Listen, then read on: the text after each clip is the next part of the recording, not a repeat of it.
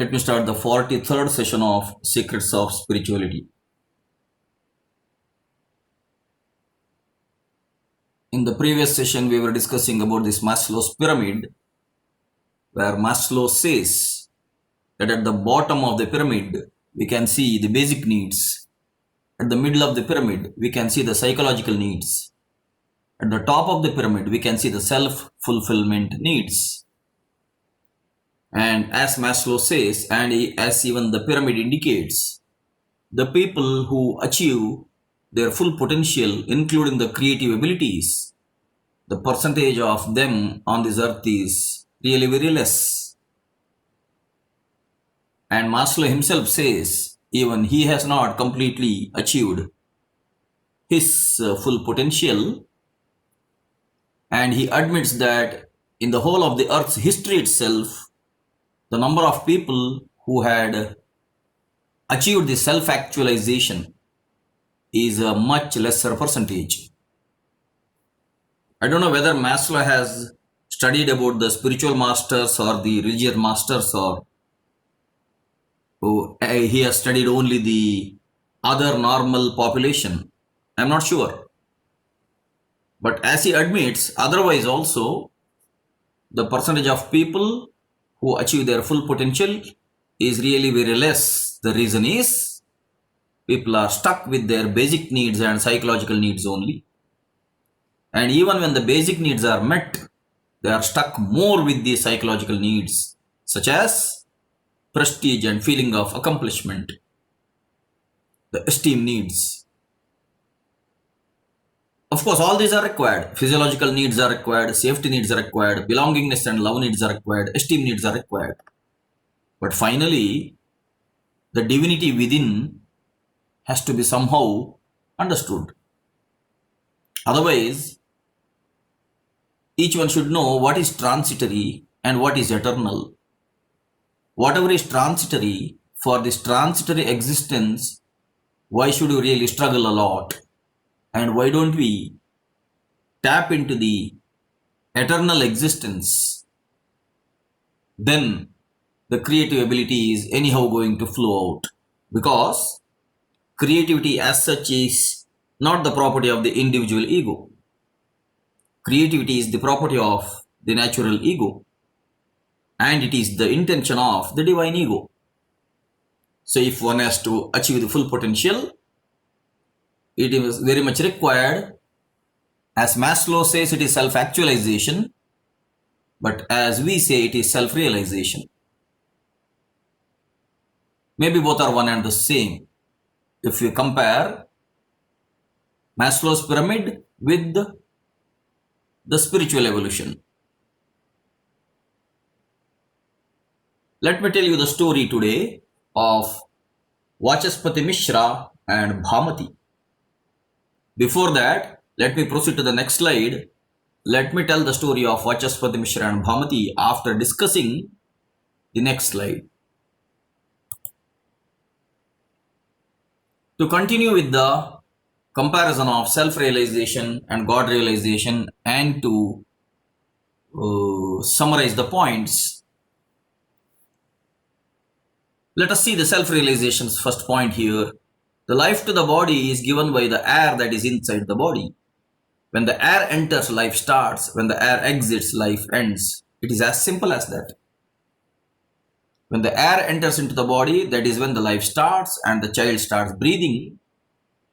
And when the air exits, the life ends, and that is when the person dies. So this is as simple as that. The life to the body is given by the air that is inside the body. Now, why don't air be considered divine? Why don't air be considered sacred? Of course, for the physicists and for the normal mundane people, air is air, that's all. They don't think air has got a divine quality within. But what makes the air to enter into the body and what makes the air to exit from the body? That is the divine consciousness. If that is understood, then air is also considered as a divine element. That is why in the Ramayana, Hanumanta is Vayuputra. Hanumanta is called as Mukhya Prana. When air goes inside, air produces the prime energy that is required for the body to sustain or survive. Now coming to the right side about God realization. The air that is all around is sustaining all the living bodies. The air is pervading wherever there is life space. It is not just that when the air enters into my body, I remain alive, and when air exits from my body, I die. It is not so only with me. It is the same case with all the moving living bodies as such, which are on the surface of earth, except those which are in the water. So the air that is all around is sustaining all the living bodies. The air is pervading wherever there is life space. Means for life, air is very much necessary. Without air, there cannot be life. Now coming to the second point listed here about self-realization. The tenant is using the house that the owner has created. The house itself is the temporary vehicle of the owner. Now God is the owner of the universe. God is the owner of nature. God is the owner of the living bodies also. Jivatma is the tenant. Paramatma is the owner. But funnily telling or humorously telling or seriously telling, between the owner and the tenant, there is no agreement signed. Neither a rental agreement, nor a lease agreement, nor a ownership agreement also. Nothing is signed. That is why I said it is funnily or humorously or seriously also. And the tenant does not understand that he is the tenant. Once the tenant understands that he is the tenant and the owner is already with the tenant, but beyond the sense organs, beyond the experiences, beyond the body, beyond the mind, owner is there. Tenant is there using the mind and using the body. Now the only agreement which a tenant can have with the owner when the tenant understands about the owner is that to have a commitment to live righteously. Dharma, Artha, Kama, Moksha. When these are the four Purushartha or the four primary purposes of life,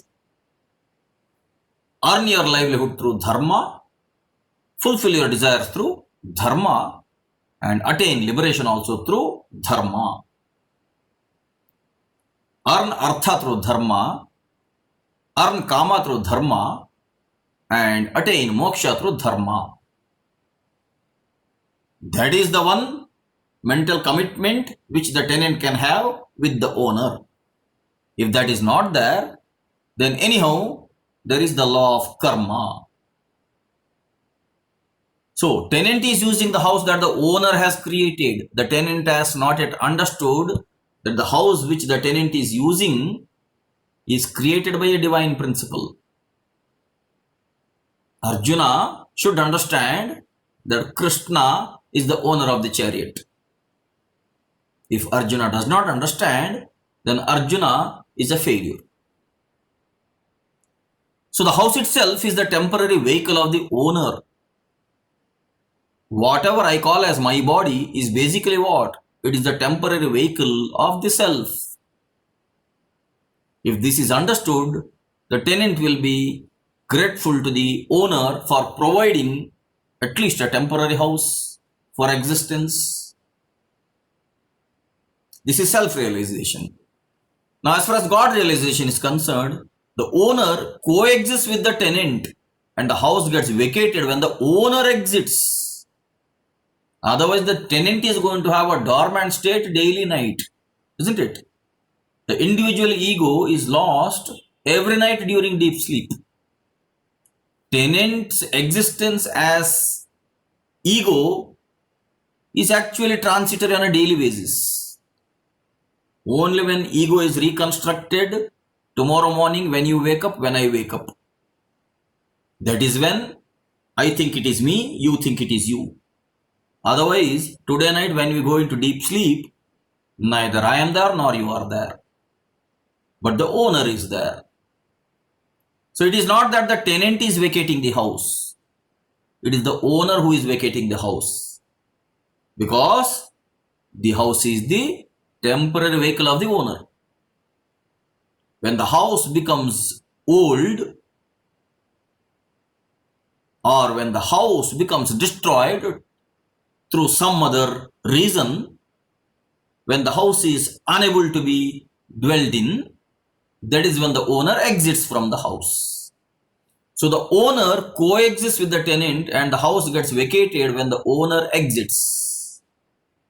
Until then, the tenant also does not understand that the owner is with the tenant itself or himself or herself. Now that is the mistake of the tenant, especially with the well-educated, well-civilized, well-cultured human beings. Now here the tenant is the free user.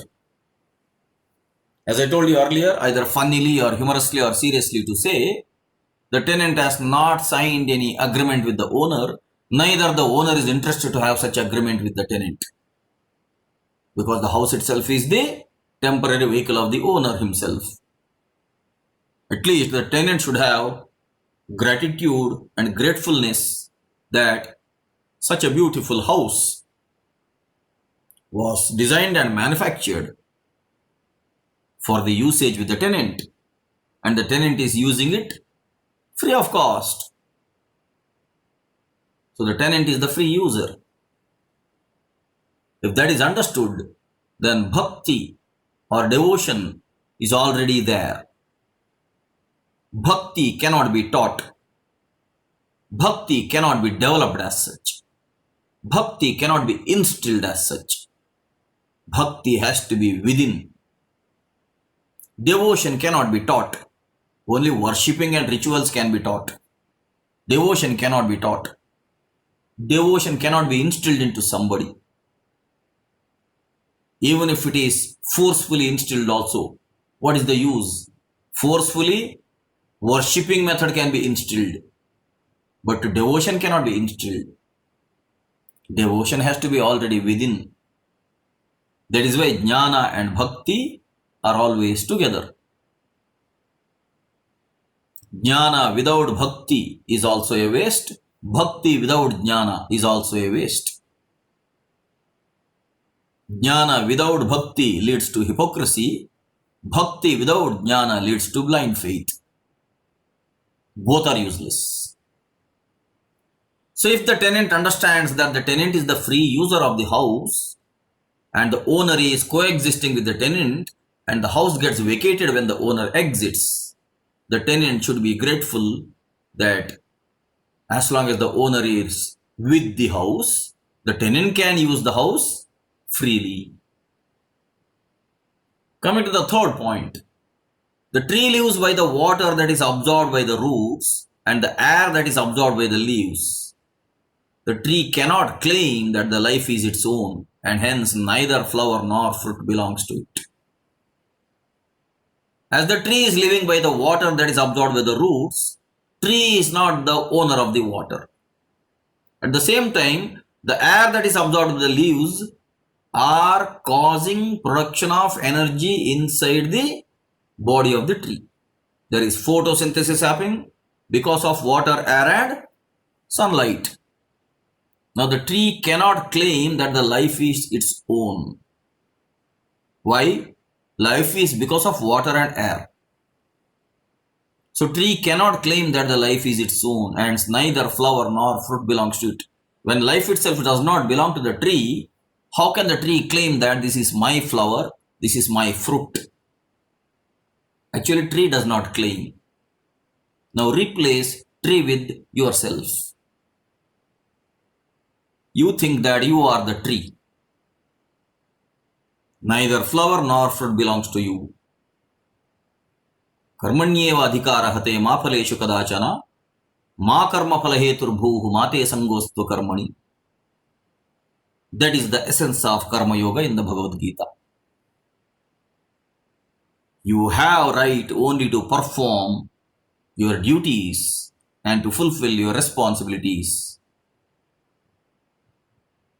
But you have no rights to claim the results of your activities, because the results are actually belonging to the nature itself. The whole process is governed by the laws of nature itself. So the tree cannot claim that the life is its own. In the same way, you cannot claim that it is your life. I cannot claim that it is my life. Hence, whatever we do in our lives, we cannot claim that those things belong to us. We are only using them as tenants. Anything and everything in this nature, on this earth, in this universe, is created by the infinite divine consciousness itself. So when people claim that life is belonging to them, it is their life, in whatever way they can do with their life, they are so ignorant and so arrogant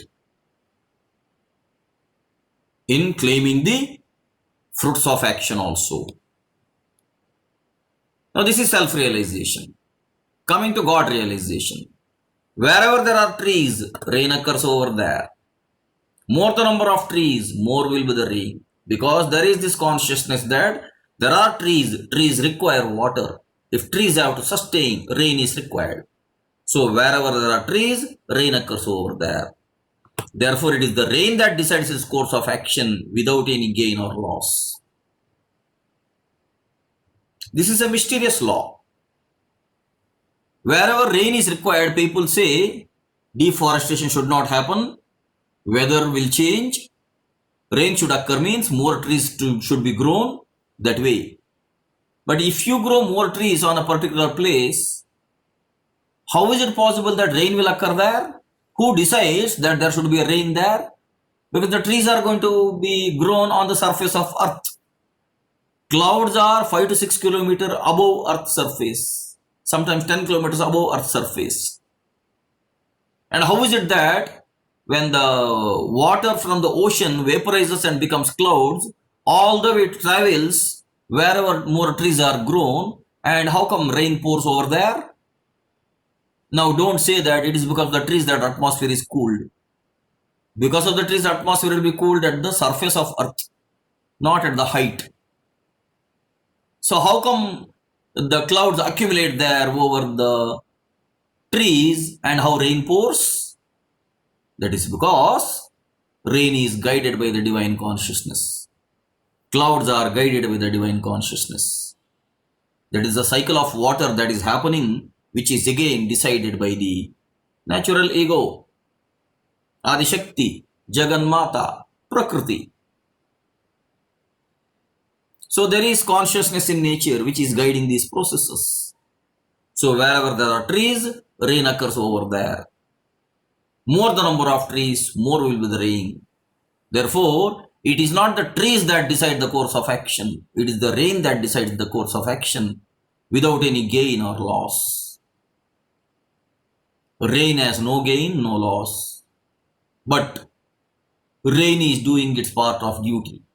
That is Karma Yoga. Karmanyeva adhikaraste ma phaleshu kadachana ma karma phalaheturbhu mate sangostva karmani.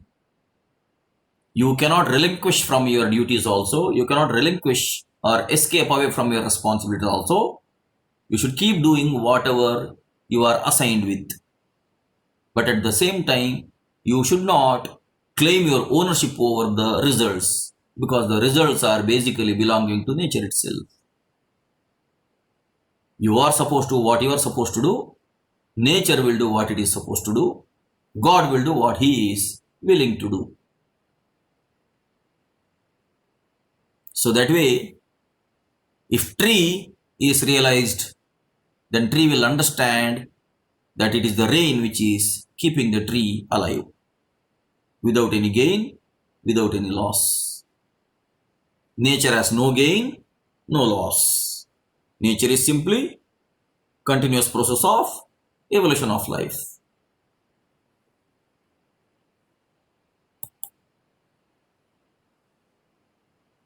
Look at this table. But before telling this table, let me tell the story of Vachaspati Mishra. Vachaspati Mishra had gone to Gurukula for having the Vedic system of education. And as you already know, at the age of 8, they go to Gurukula. And at the age of around 20, after about 12 years, they come back to their parents' house. So Vachaspati Mishra had gone to Gurukula. He had studied the Prasthana Traya there, Shruti, Smriti and Sutra. Shruti is the Veda, Smriti is the Bhagavad Gita, Sutra is the Brahma Sutra. He had studied the Veda, he had studied the Bhagavad Gita, he had studied the Brahma Sutra. And to the Brahma Sutra, 3 acharyas had already written the bhashyas: Adi Shankara, Ramanuja, Madhva. In addition, Nimbarka and Vallabha also had written the bhashyas.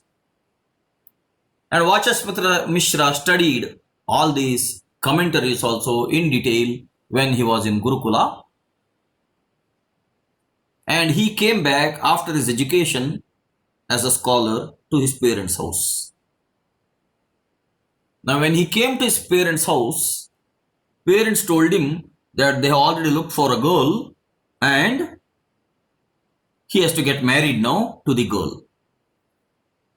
In those days, it was the parents who used to decide about the life partners of their children.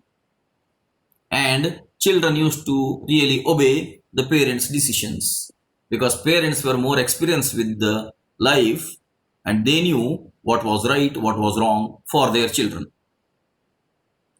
So when Vachaspati Mishra came back, his parents told him that already they have seen a bride and he has to get married. Now Vachaspati Mishra told that I am not yet ready to get married. Then parents told, you are already 20 years of age and out of the 16 samskaras, Vivaha is one samskara. Garbhadhana, Pumsavana, Simantonnayana, Jatakarma, Namakarana, Nishkramana, Annaprashana, Chudakarma, Karnavedhana, Vidyarambha, Upanayana, Vedarambha, Keshanta, Samavartana, Vivaha, Antyeshti. Now in your life, you have already finished 14 samskaras. Now the 15th samskara is Vivaha. Vachaspati Mishra had already gone through the 14 samskaras. Maybe in tomorrow's session or in the last session, I am going to tell in detail about the 16 samskaras. I am going to end this session after the next 2 sessions. Today is 43rd. In the 45th session, I am going to end this presentation. So, Vachaspati Mishra had already gone through 14 samskaras. Now the parents told him that you have to now proceed into the 15th samskara, that is Vivaha, and that is the right age for you now. Vachaspati Mishra told, I am not yet ready for marriage. Now his father asked him, why are you not ready for marriage? From childhood, from adolescence, you have come to adult stage now. During your adolescent stage, you were with your guru and you are now a highly refined scholar. You are now a highly refined human being, so to say. Now, as a refined human being, you should guide the society to live a righteous life. And people who get into Grihastha from Brahmacharya Ashrama, they are more authorized to advise others. Now, it is the right time for you. You should get married. Again, Vachaspati Mishra told, I am not yet ready to get married. Then his father asked him, what is bothering you? Next, Vachaspati Mishra told, I have studied the Prasthanatraya and I am fascinated by the Shankara Bhashya to the Brahma Sutra. Out of the Chaturveda Purushartha, one is Dharma, one is Artha, one is Kama, one is Moksha. Now for the Dharma, there are scriptures. For the Artha, there is Arthashastra of Chanakya. For the Kama, there is Kama Sutra of Vatsyayana. For the Moksha, there is Yoga Sutra of Patanjali. Or for the Moksha, there are the Shaddarshana, 6 Shastras: Sankhya, Yoga, Nyaya, Vaisheshika, Mimamsa, Vedanta. Now Vedanta comes under the purview where more about the self is discussed, and for the Brahma Sutra, Adi Shankara has written a commentary, and I want to write a tika or a narration or a further explanation for the Shankara Bhashya of Brahma Sutra. Now this is my ambition. That is what Vachaspati Mishra told to his father. Now for the Dharma, there are a lot of other scriptures: Manusmriti, Yajnavalkya Smriti, Parashara Smriti. And for the Dharma, Vyasa himself has written Bhagavad Gita, Brahma Sutra. We can say that is part of Moksha as well, because Bhagavad Gita contains everything. So when Vachaspati Mishra told that my ambition in life is to write a detailed narration or explanation called tika. Tika means detailed explanation. For the Shankara Bhashya, the commentary of Shankaracharya, for the Brahma Sutra written by Vedavyasa. Now in the scholarly literature of spirituality, someone writes a sutra, for that sutra someone writes a bhashya, for that bhashya someone writes a tika, and for the tika someone writes a karika. That way it goes on. Which means the way in which sutra was written by Vyasa, for which Shankara writes a bhashya. Now for the way in which Shankara writes a bhashya, Vachaspati Mishra wanted to write a tika. So when Vachaspati Mishra told that this is my ambition in life, his father told, oh, that is not an easy task. Now if you have to write a detailed explanation or a tika for the Shankara's commentary on the Brahma Sutra, that is going to take many years. We cannot wait until then. For you to study the commentary once again in detail, and you will have to get into meditative state for that matter. In the meditative state, you will have to get your own revelations for that matter. And through those revelations or intuitions, you will have to write the tika or the narrations. It is not an easy task, because Brahma Sutra itself is formula for God. For those formulae, Adi Shankara has written very big commentary. Now for that commentary, if you have to give bigger explanation, there are more than 500 plus sutras. For each sutra, if you have to keep writing a tika or narration based on the Shankara Bhashya, it is going to take many years. It is not even few months, many years. We cannot wait until then, because then you will pass your youth, you will enter into middle age. No, father told, I cannot give you permission for that. You will have to obey my instruction, my order, my decision. We have already seen a nice girl as your wife. You should marry and you should have a happy married life. After marriage, whatever you want to do, you continue that way. Even after marriage, you can continue to write the tika for the Shankara Bhashya of Brahma Sutra. Now again Vachaspati Mishra told, after marriage how can I do all these works? Because after marriage I'll have my family responsibilities. Now father told, nothing doing. You find time for all those works even after marriage. But whatever has to happen in life has to happen at the right time. First brahmacharya, then garhastya, then vanaprastya, then sannyasa. It has to happen that way. So you will have to obey my instruction. I will not allow you to continue your scholarly work now. You will have to obey my orders or instructions or my decisions. Vachaspati Mishra agreed because he was a polite son also for his father. He did not quarrel with father's decision and he agreed. So Vachaspati Mishra agreed for the marriage and marriage happened. After the marriage, Vachaspati Mishra directly told to his wife that his ambition in life is to write a bigger narration or explanation for the Shankara Bhashya, and for which she has to cooperate.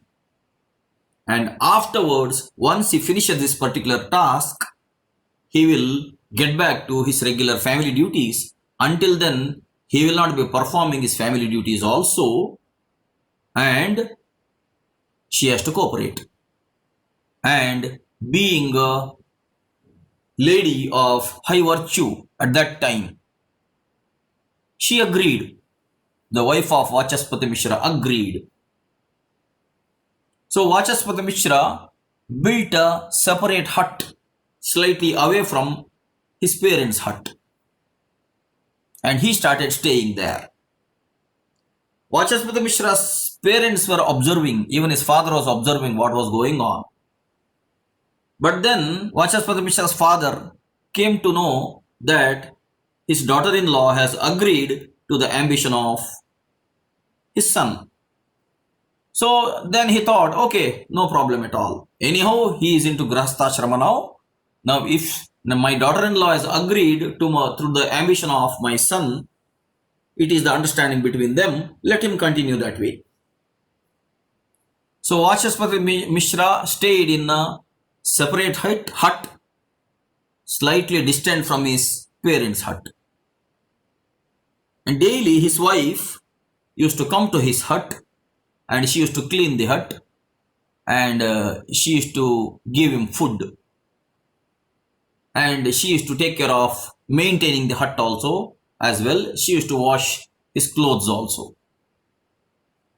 Gradually, Vachaspati Mishra became engrossed in his literary work, and as Brahma Sutra comprises of more than 500 sutras, and each sutra has a commentary of Adi Shankara, he has to study much more than studying. He had to think much more than thinking. He had to meditate much more, because spiritual answers cannot be revealed just by thinking or just by reading. Spiritual answers will come through intuitive abilities. For developing intuitive abilities, ego should be reduced. Only when ego is reduced, the owner will grace the tenant. So that way, gradually Vachaspati Mishra had the grace, divine grace. Until he felt he was quite comfortable in starting writing, he did not commence his writing at all. Because unless the intuitive knowledge comes out, all other mundane thoughts only will come into picture. If thoughts have to be divine, yogaschitta vritti nirodhaha. Complete memory has to be cleansed. Of course, Vachaspati Mishra's memory was already clean, but the thing was, it has to be gradually filled with divine knowledge. So that took time for him to get into that state of divinity. So initially it was tough for him. But after some time, when gradually he became a spiritual channel, and gradually he kept on developing only such thoughts which were enhancing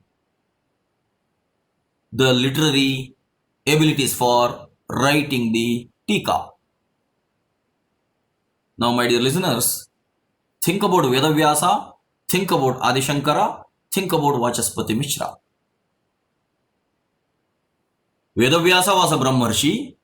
If Vedavyasa Sutra has to be written as a commentary by the Adi Shankara, now Adi Shankara has to think like Vedavyasa. Now, if Vachaspati Mishra has to write a Tika for the Adi Shankara's Bhashya, now Vachaspati Mishra has to think like Adi Shankara. And in turn, he has to think like Vedavyasa also. These are all divine things being expressed in Samskrita words. So it is not an easy task. So it took some time for Vachaspati Mishra to get attuned only to have these divine thought forces within him. But after some time, he became a divine channel, and then he started writing his narrations or explanations for the Shankara Bhashya. And then he kept on writing, kept on writing, kept on writing. He did not bother about his physical existence much. He did not care about his food and clothes also much. He did not bother about his physical maintenance also much. He kept on writing, kept on writing, kept on writing. Meditating, then writing, meditating, then writing. Again studying and meditating and writing. This process went on for a few years. I don't know for how many years. It went on for a few years after his marriage. And finally, one day evening, he completed his narration for the last sutra in the Brahma Sutra.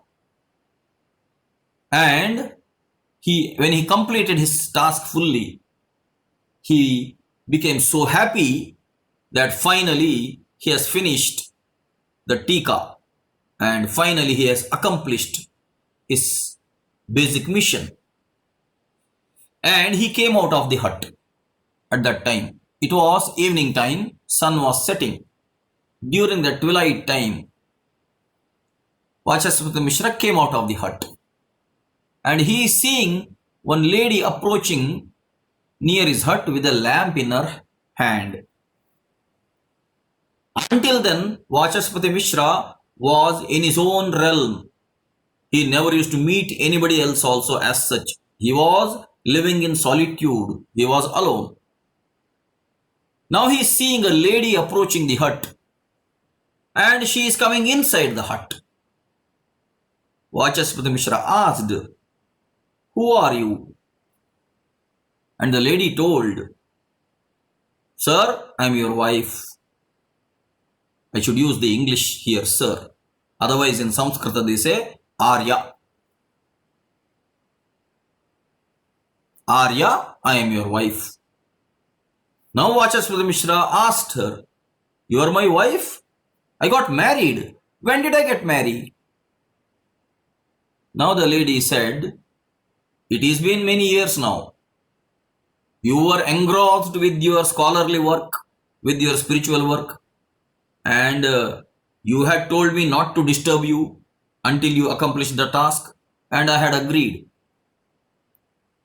And even I used to come to this hut. I used to take care of maintaining the hut. I was the one who was keeping the food in your plate. Whenever you used to become hungry, or whenever you used to feel like consuming food, you used to consume food. You never observed me coming also. You never bothered about whatever is happening around you also. It was me who was taking your other clothes, and I was washing them and keeping them back, and you were wearing them as such. You were totally engrossed day and night with this particular work. So you did not really bother about interacting with anybody else. You had completely ignored all of us. But it was me who used to come here and maintain this particular hut as such." Suddenly Vachaspati Mishra remembered, "What about my parents?" he asked. Then Vachaspati Mishra's wife told, Me being a devout daughter-in-law has been taking care of your parents also. Your parents are also quite fine. It is you who had decided to stay away from them for some time, living in a solitude. You had built this separate hut, and I was coming here and taking care of you. Otherwise, I am staying there only with them so as not to disturb you. Now, Vachaspati Mishra told, my dear wife, I am so sorry. I had asked you to cooperate me with this great work. Now I have accomplished my great work. And I am so sorry that I could not recognize you at all. And Vachaspati Mishra asked, my dear wife, what is your name? Vachaspati Mishra asked, my dear wife, what is your name? Because you have equally worked well with me. Even though I was doing the literary work, you were part of this work also. So, my dear wife, what is your name? Now she told, sir or Arya, my name is Bhamati.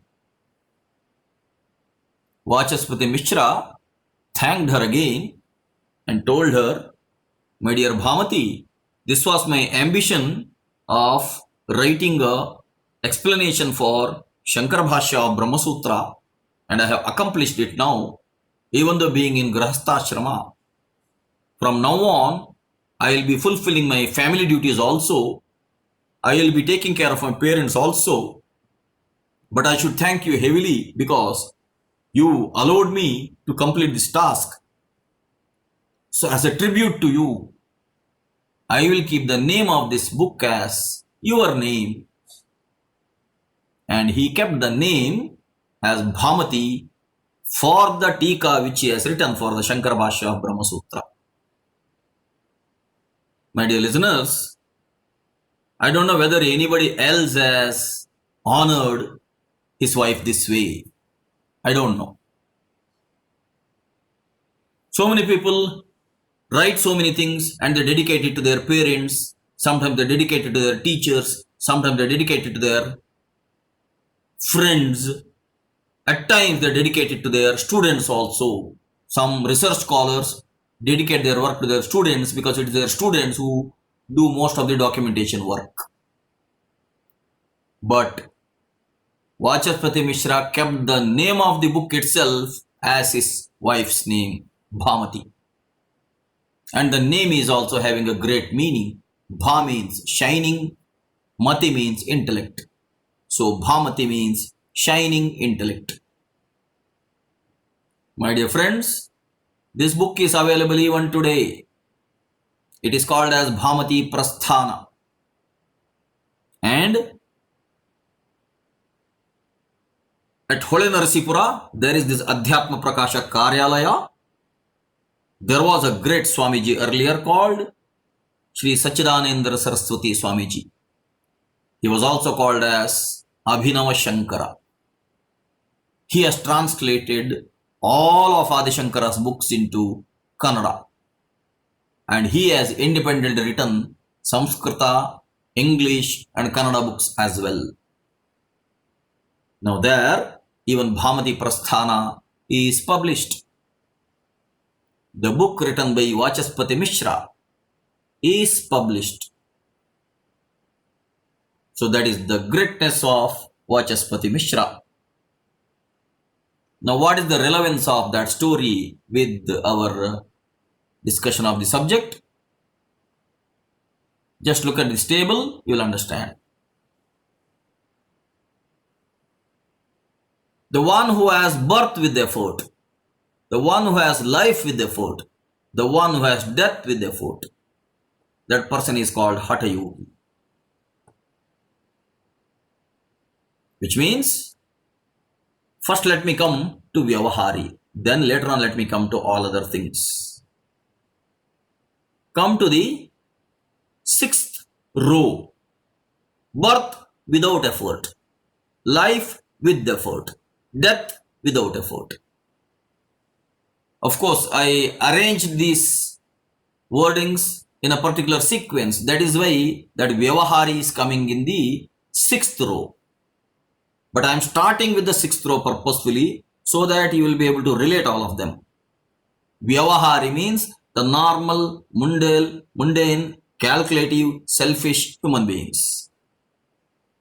The very common, ordinary, normal human beings. They are all Vyavahari. Means it is my life, it is my gain, it is my loss, it is my money, it is my property, it is my prestige. This way it goes on.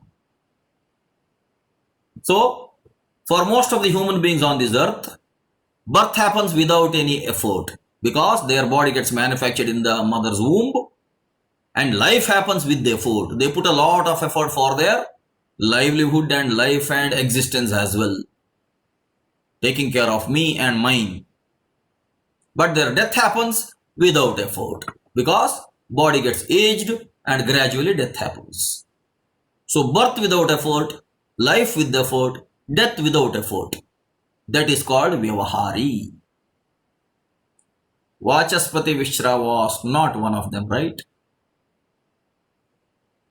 He did not put a lot of effort for his livelihood also. That is why later on let us see Vachaspati Mishra comes under which category out of these 8 categories now. 8 types of persons. So first I discussed the 6th row. Now let me come to the first row. I hope I may rearrange these rows later on as per some other sequence for the sake of discussion. But as of now, let us proceed in this manner only. First I discussed about the 6th row. Birth without effort, life with effort, death without effort. Now let us say birth is with effort. Life is with effort. Death also with effort. In the sense, Hatha Yoga is applying force on oneself. If someone takes the next birth, that is also with effort. Because in the previous life, he has put or she has put enough effort to live a virtuous life. So in the next life also, that virtuous nature continues. The memory continues. So the birth is with effort. In life also, Hatha Yogi will keep on putting more and more effort on the body and the mind so as to have refinement and evolution. Now, death also happens with effort, in the sense, Samadhi happens with effort. In yoga, Samadhi is always with personal effort. So if birth is with effort, life is with effort, death is with effort, then that person is Hatha Yogi. Now if the birth is with effort, life is with effort, death is without effort. Look at this. The birth is with effort. The previous memory is carried. Life is with effort. In life, all responsibilities are fulfilled. And death is without effort. Means what? Salvation, liberation without effort. I had discussed about Shiva and Krishna principles together. Now, this is a beautiful example for Shiva and Krishna principles together, where live as if you don't belong to this earth, but work as if you belong very much to this earth. There is one Subhashita.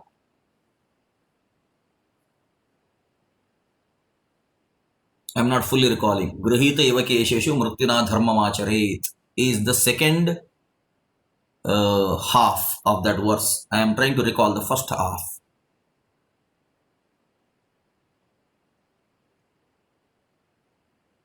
I have told this Subhashita earlier also, but I am not able to fully recall it now. Vidyamarthancha sadhayet grihita evakesheshu mrutyuna dharmamacharet. That means I am not recalling that first quarter there. Anyway, I had told it earlier also.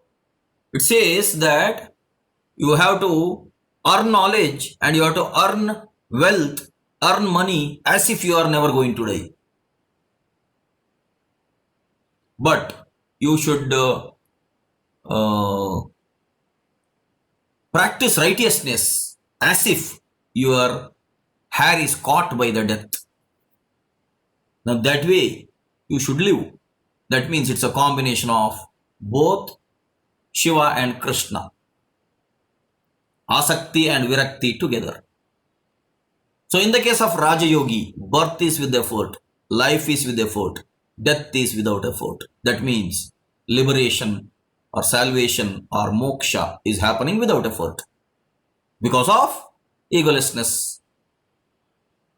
Now, in the case of an avatari, birth is with effort, life is without effort, death is with effort. Which means what? There are many people who are born with the spiritual knowledge. They are avataris, means the divine principle came down into human bodies. There are many avataris. Ramakrishna Paramahamsa was such avatari, I should say.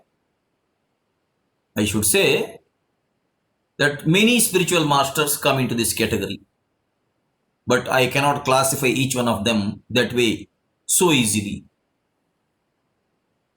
I am only putting these 8 types of people so as to relate the spiritual evolution. Otherwise, we will have to analyze each one's life that way to categorize them. But that is not my intention here, to categorize them into 8 sets. I am telling in general, that's all. So, birth happens with effort, with the previous memory. Life happens without any effort. They do not really worry much about how livelihood should go on. For example, Guru Nanak was having the divine principle when he was born himself. But he did not put any lot of effort for livelihood at all. But death happens with effort, means egolessness, salvation, for which they work. Which means for living they do not work, for liberation they work. Such person is called as an avatari. Now birth happens with effort, life happens without effort, death happens without effort. We call him as bhakti yogi, devotional type, who simply lives as per the laws of the divinity. That means he has brought the previous memory, but he will not work a lot for life, he will not work a lot for death. People like Kanakadasa, Purandaradasa, Vijay Vittaladasa, they did not work a lot for their life, for their livelihood. They did not put any effort. Even for their death also, they did not put any effort, such as Hatha Yogi and Avatari. They simply were living and they simply died. But they had carried their previous life's memory. That is why they lived virtuous life. Now that is called Bhakti Yoga. Now the people who are born without effort, but they live with effort and they die with effort, they are called Karma Yogi. Which means they have not brought their previous life's memory, let us say. So by birth, they do not have the capabilities of Hatha Yogi, Raja Yogi or Avatari or Bhakti Yogi. But still, in this life, they work for their livelihood, let us say. But then they want to have death also with effort, means they want to have liberation. They want to have moksha. Now, that is Karma Yoga. I have already told you about the 6th one, which is very common. Birth without any effort, no previous memory as such. Life with lot of effort. Death without any effort. Means no salvation here. Now you may say, for Raja Yogi and a Bhakti Yogi, no salvation? No, they have taken the birth with effort, right? Divine qualities were already there with them. Now for the Vyavahari, there is no salvation because there is no previous divine abilities also. And in this life also, no divine abilities were developed. Memory is corrupt. Memory is impure. How can there be chitta, vritti, nirodha unless there is an effort? Now, birth without effort, life without effort, death with effort, that is called avadhuta. People like Sadashiva Brahmendra, people like Nityananda of Kanyangad, Avadhuta Nityananda of Kanyangad. Now the birth without effort, let us say, but the life is also without effort. They did not do anything for their livelihood as such. Now, death is with effort, which means they become egoless with effort. Such people are called avadhuta. Now, birth without effort, life without effort, death without effort, that is jnana yogi or sankhya yogi. That is where the Shiva's principle is coming. This jnana yoga is Shiva's principle. Karma yoga is Krishna's principle. And except for the sixth one, the other types are the mixture of both of these principles. Only the sixth one is without any divine principles or spiritual principles, because it is a materialistic principle. Only life with effort. Other two things are without effort. Now, you and me have to put ourselves into this table, and you and me have to analyze ourselves. We belong to which category? If you ask me, then I should say that I belong to some extent to the fifth row. I consider myself that way, because there is effort for livelihood and there is now effort for liberation or salvation also. But that way, I cannot say that the other paths are different or other paths are dissimilar. Other paths may be separate branches, but the goal is the same. The goal is the one. Now the point is, if people are stuck in the sixth row, only life with effort, death happens just like that when sickness happens or when aging happens. Birth also happened without any effort, because birth happened because of the natural laws. No previous memory, and in this life, memory is toxified or corrupt or made impure, and that memory remains as a seed for the next birth. Please remember the diagram cycle of karma which I had shown you earlier. Now think about Vachaspati Mishra, think about Vedavyasa, think about Adi Shankara, think about all of those spiritual masters whom I have been mentioning right from the beginning of this presentation. And you can also think about yourself. Ultimately, you have to think about only yourself, right? Because ultimately, you are the tenant, you are with the owner. Owner is with many tenants, millions of tenants, billions of tenants, trillions of tenants. Owner is one, and owner is temporarily using the tenants for his own divine play. If that is understood, then you should keep on thinking about your own self.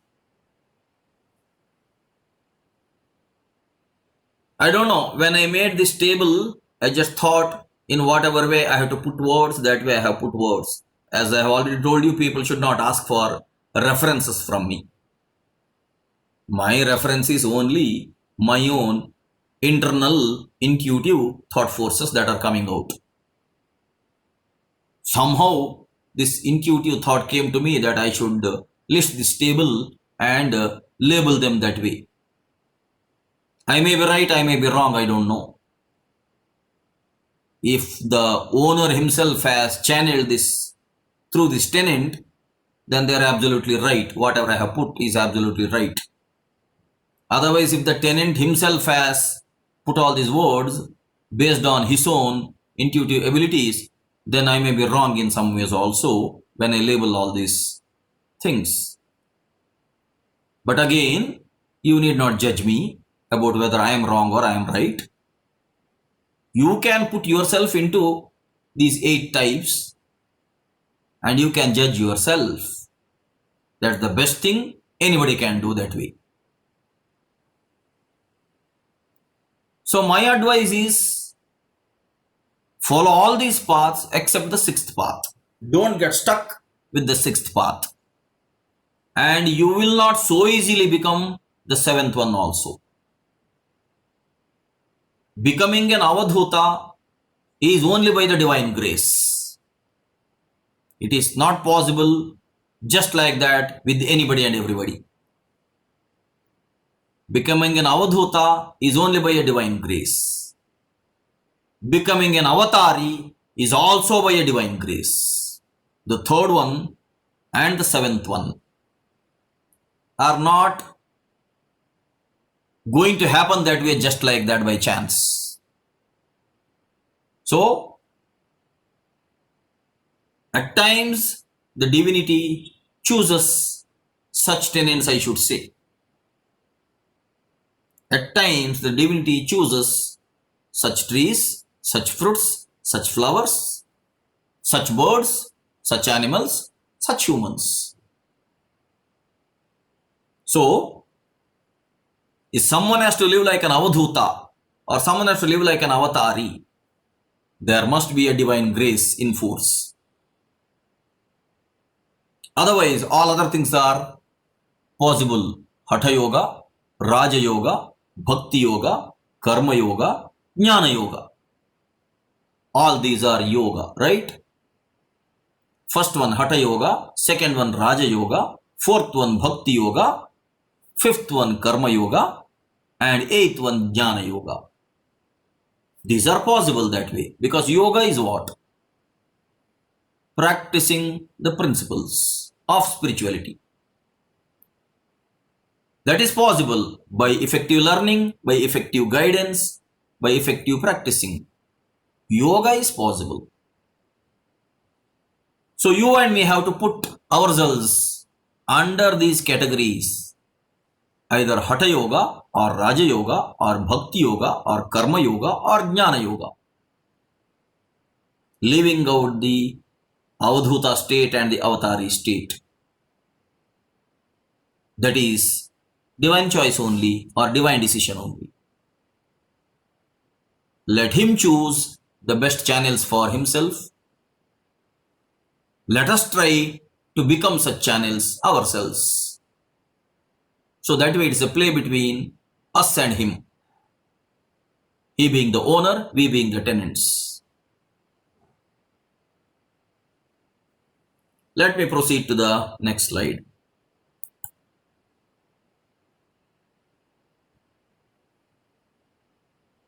This is a never-ending illusion. That way I have put that wording below. And at the top I have written Tat Tvam Asi. You are that. But that is a never-ending illusion. Why do I say it's a never-ending illusion? Let me discuss this. In the young age, people will say, I do not understand this sentence.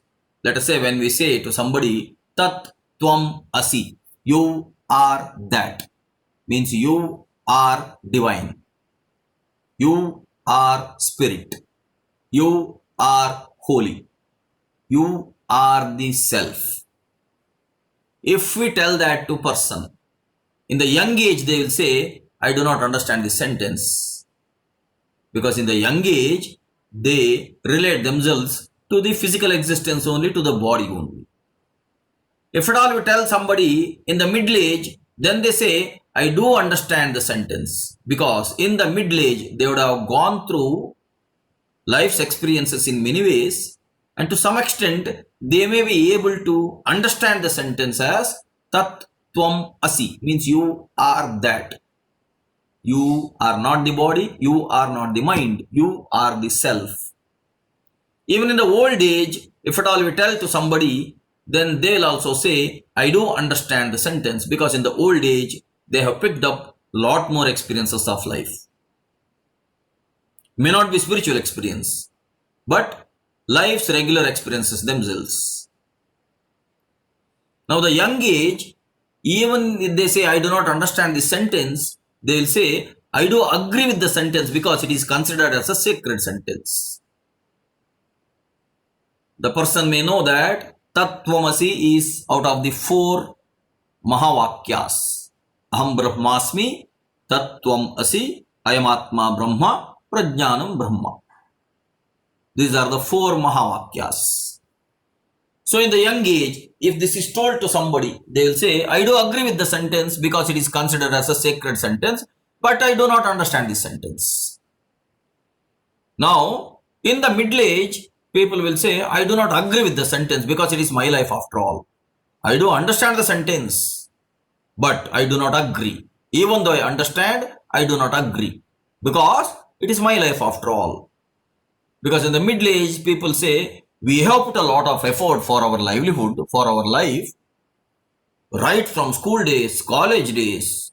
We have studied a lot, we have worked a lot, even in our professions or in our businesses. We have worked hard for earning this much of money or this much of assets. And it is our life after all. It is we who put our hard work. So in the middle age, they say, I do not agree with the sentence because it is my life after all. How can you say, I am that? Tat Tvam Asi. How can you say, you are that? Because finally it is my life. In the old age, they will say, I do agree with the sentence. Because in the old age, they come to know they are going to lose life, right? When it comes to old age, they know they cannot live any longer further and the end is coming nearer. So then they say, I do agree with the sentence. I do understand the sentence. I do agree with the sentence. Because whatever effort I put till now in my life, I am going to leave all that. So I may not be the body. I may not be the mind. It may not be my life at all. I do agree with the sentence. Now in the young age, they will say, I do not understand, but I agree, but I cannot practice it as I do not understand. Now, in the young age, if you tell this sentence to children, they will say, how can I practice what I do not understand? So they say, even though I understand the I do not understand the sentence, I agree with the sentence because it is considered as holy, sacred, but I cannot practice it as I do not understand it. How can I practice something which I do not understand? Now in the middle age, they will say, I do understand the sentence. I do not agree with the sentence because it is my life. And I cannot practice it as I do not agree with it. They say, how can I practice it when I do not agree with it? In the young age, they do not understand. In the middle age, they do not agree. In the old age, they say, I cannot practice it as I have an impure memory now. Now, this is the never-ending illusion. Even though teachings are available, people have reasons not to practice it. Why? In the young age, they say, I do not understand. In the middle age, they say, I do not agree. In the old age, they say, even though I understand, even though I agree, my memory has become impure in these many years. Now, anyhow, I am going to end my life in a few days. After all, it is not my life, but my living is going to be ended maybe in a few days or a few weeks or a few months or a few years. Now, how can I purify my impure memory? I have made my memory impure. Maybe because of the social conditioning, maybe because of so many other reasons, but I have become a victim for all these things now. I had a pure memory in the beginning. Now my memory is impure. So even though I understand, even though I agree, I cannot practice. Now this is the never-ending illusion. For which type of people? For the people whom I have listed in the 6th row in the previous slide. For the Vivahari, for the calculative, selfish, mundane people, neither the young age, nor the middle age, nor the old age, they are not going to use their life at all for spiritual learning.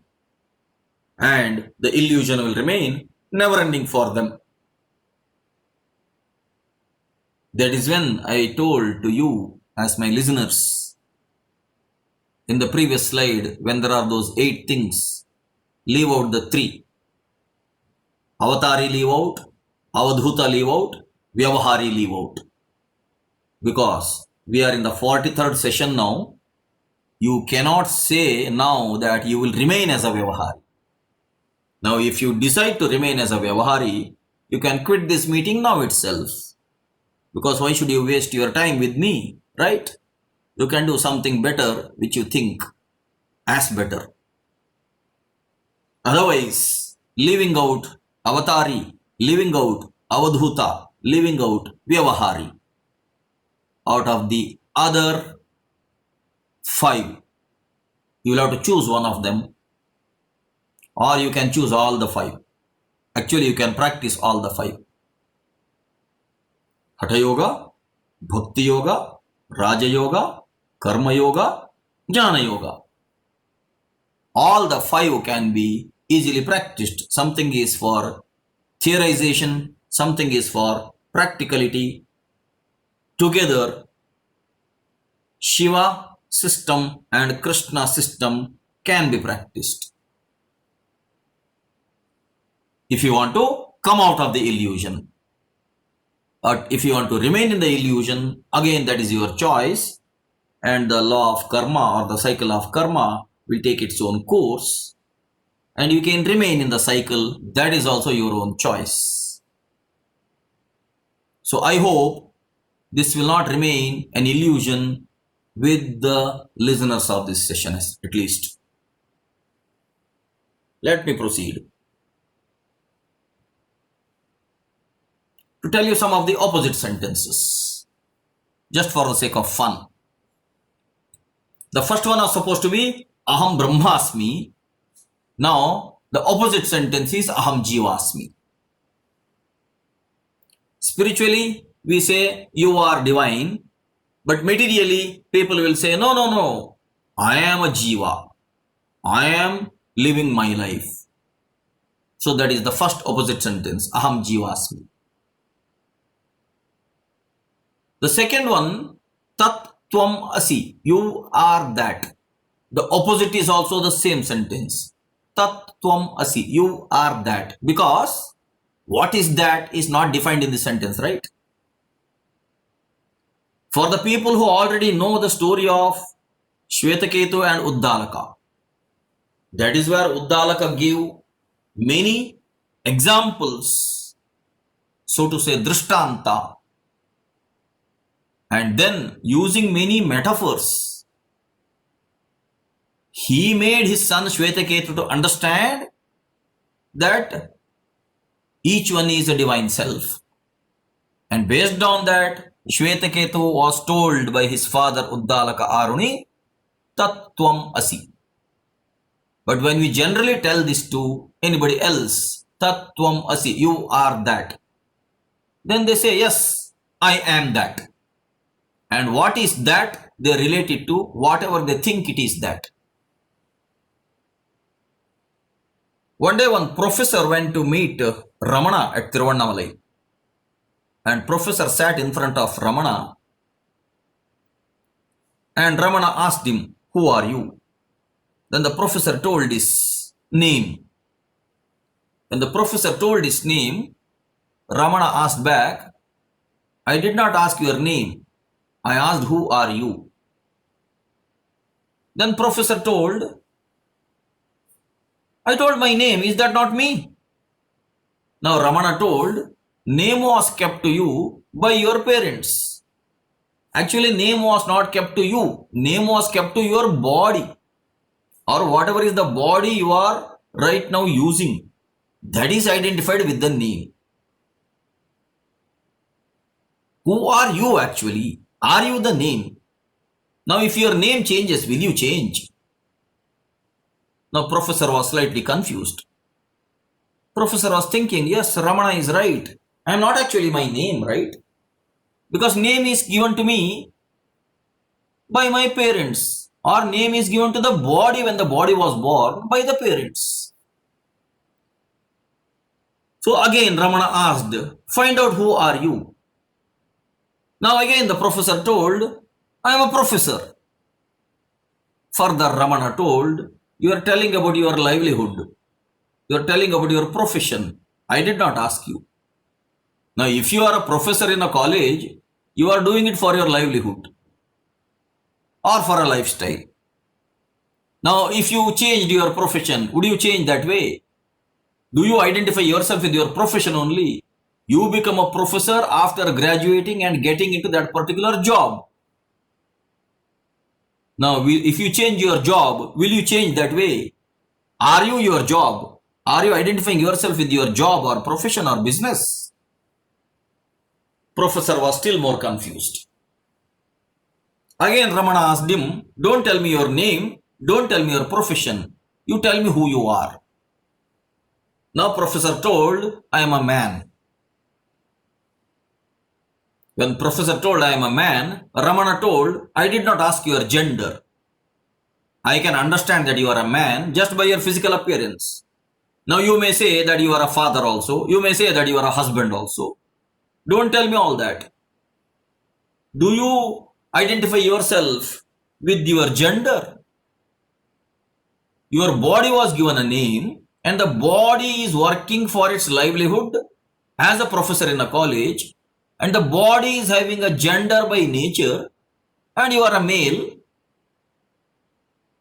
Now that means, let us say if you are a female, you will identify yourself with your gender or what? Or if you are a eunuch, do you identify yourself with a gender or what?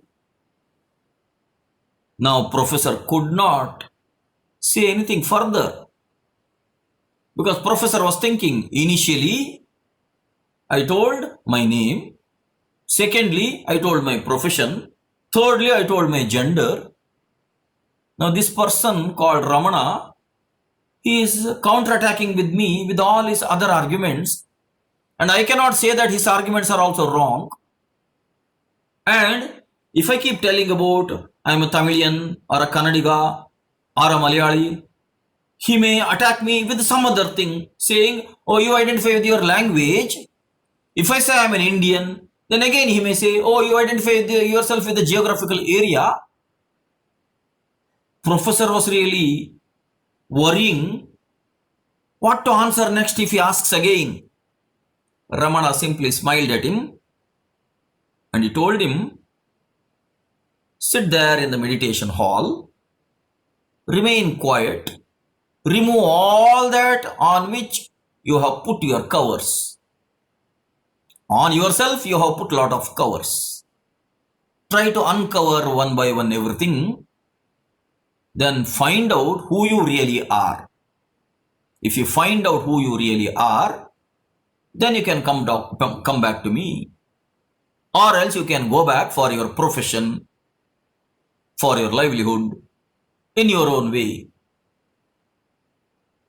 Professor could not answer Ramana's any questions. And professor spent some 1 or 2 hours in the meditation hall trying to meditate. But he was not trained in meditation.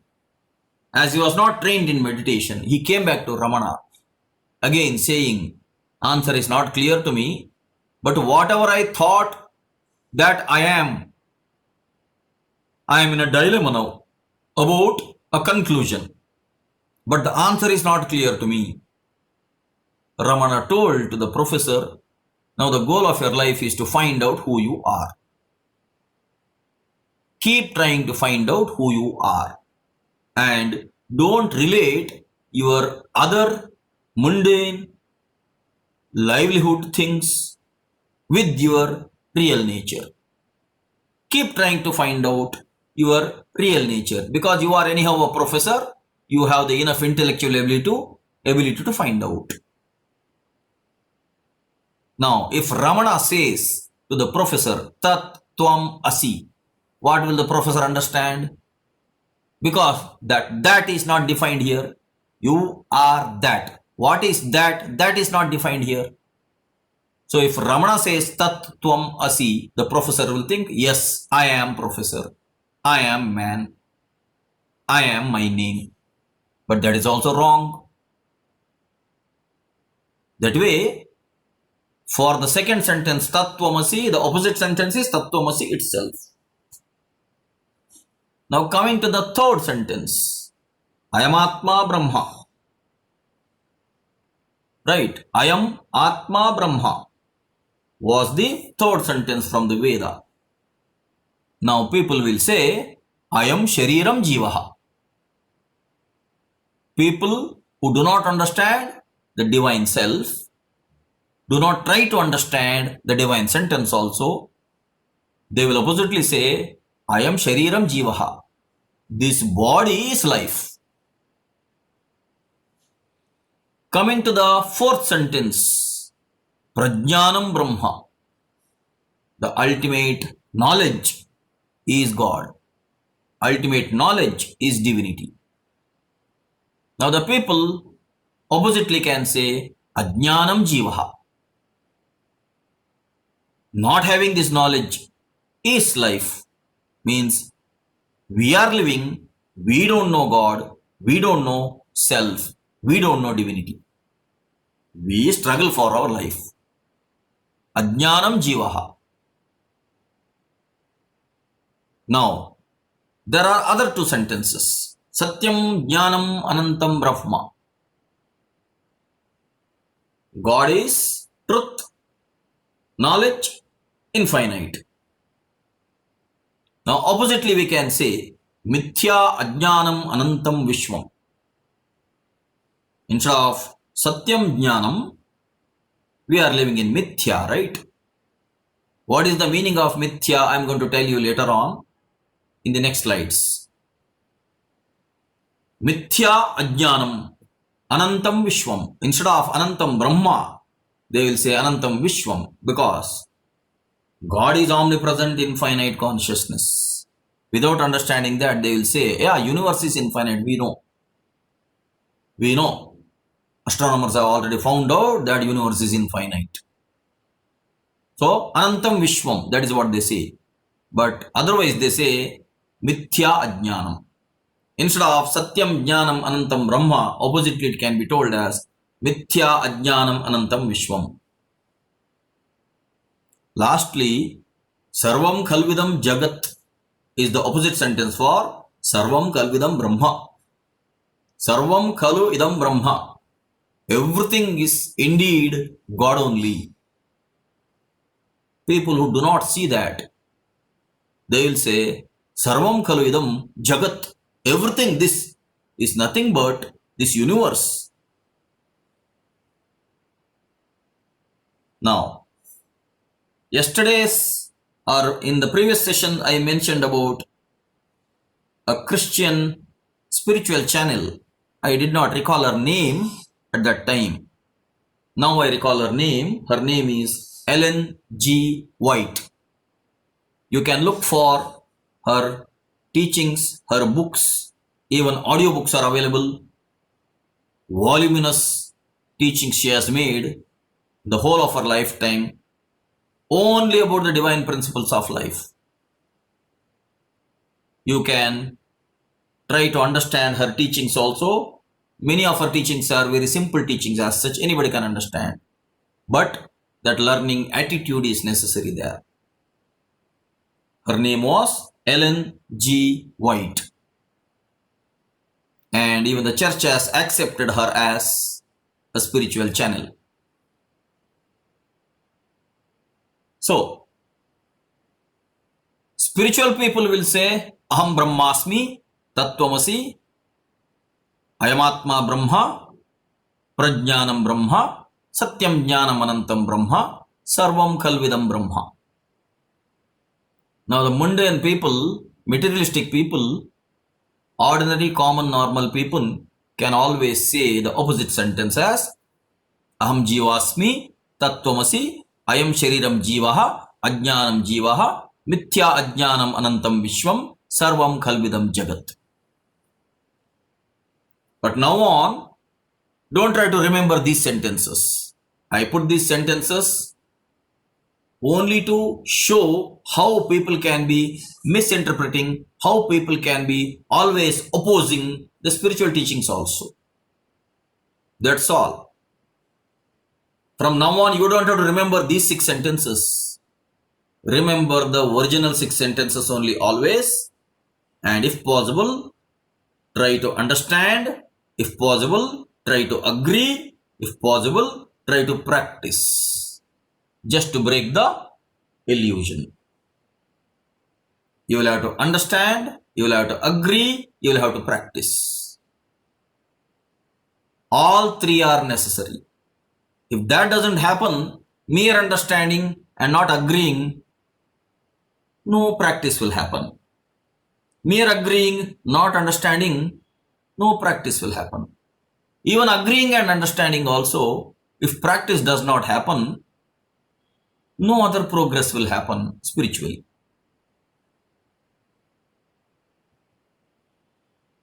Separation of the observer from the phenomenon to be observed is no longer possible, told by Werner Heisenberg. It is called, earlier I had mentioned about Heisenberg's uncertainty principle also. Now you can read this sentence once again. Separation of the observer from the phenomenon to be observed is no longer possible, because as long as observer is there, the observed is also being there. In the Vedanta, we call this as Triputi. Dhyatra, Dhyana, Dhyeya. Jnatra, Jnana, Jneya. Kartra, Karma, Kriya. This way, there are these 3 things always. The one who is observing, the one that is being observed, and the process of observation itself. That is called Triputi.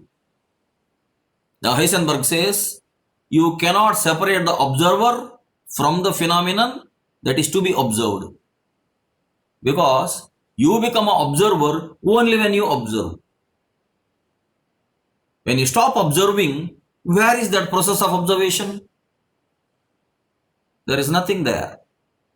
Only when you observe, you will have to learn, or you will have to unlearn, or you will have to relearn.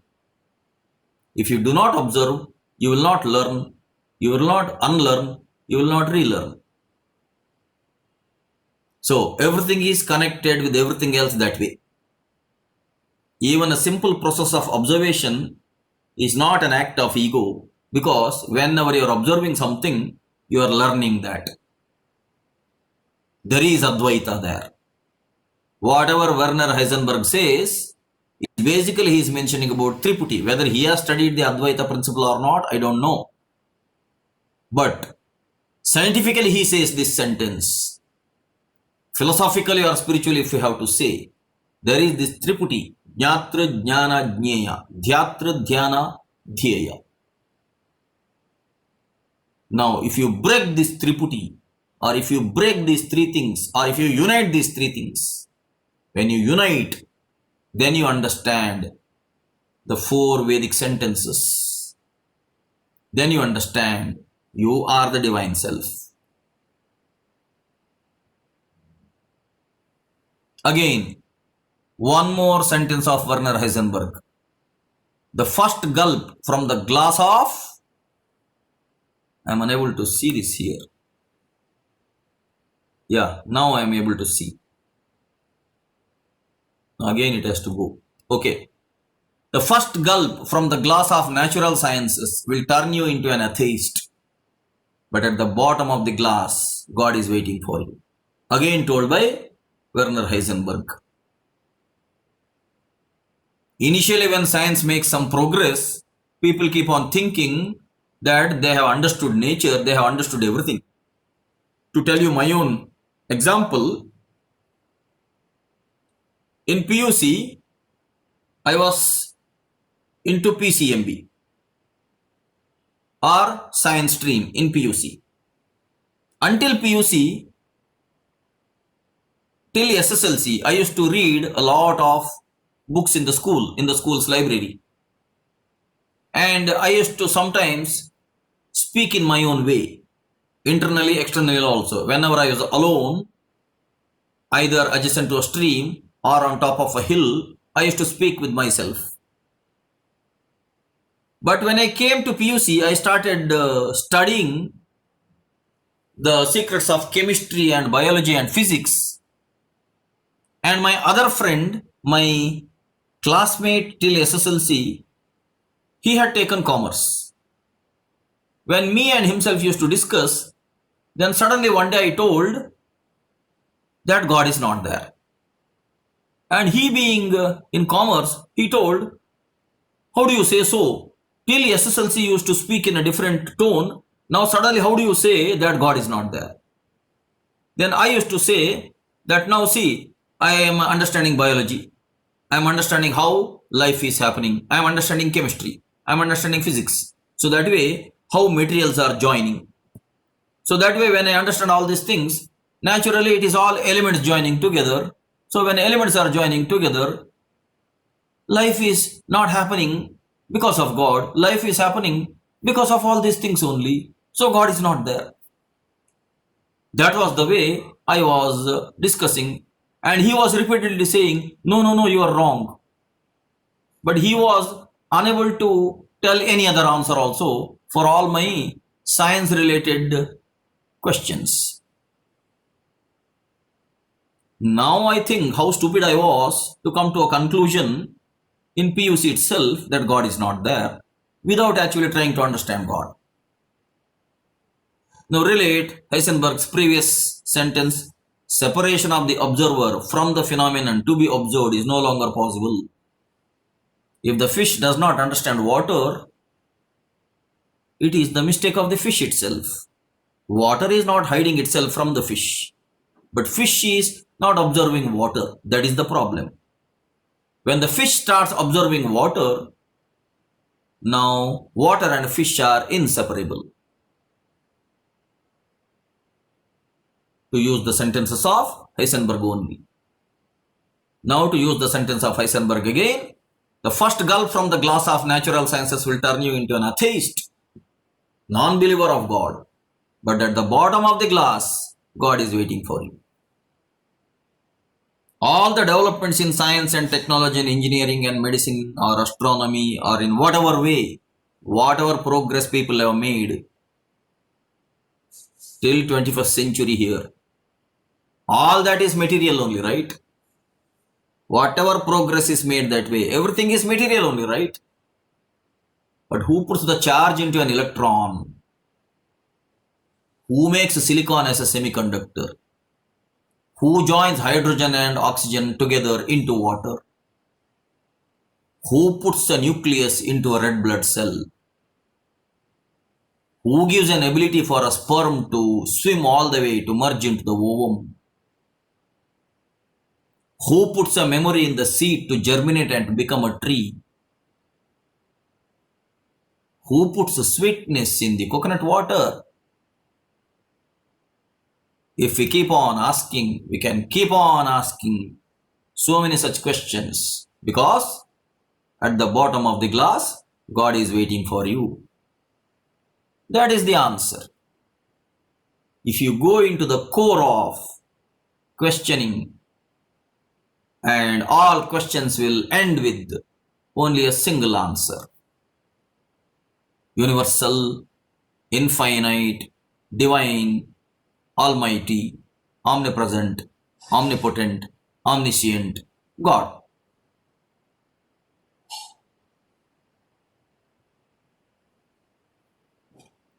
Science cannot solve the ultimate mystery of nature, and that is because, in the last analysis, We ourselves are part of nature and therefore part of the mystery that we are trying to solve. Told by Max Planck. Through the scientific angle, mystery of nature cannot be solved because it is we who are observing nature. But we have forgotten that we are also part of nature. That is where Max Planck says, in the last analysis, we ourselves are part of nature and therefore part of the mystery that we are trying to solve. We are mystery to ourselves.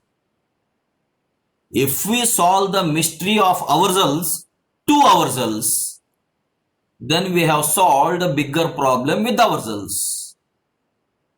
Until then, we cannot understand ourselves, we cannot understand nature, but we can keep on behaving as if we have understood everything only by means of the laboratory's experimentations. But all of that is again a material science. It is neither a mental science nor a spiritual science. So the material science cannot solve the ultimate mystery of nature because the mystery of nature is spiritual science. With this message, let me end today's session. See you tomorrow. Until then, take care and goodbye.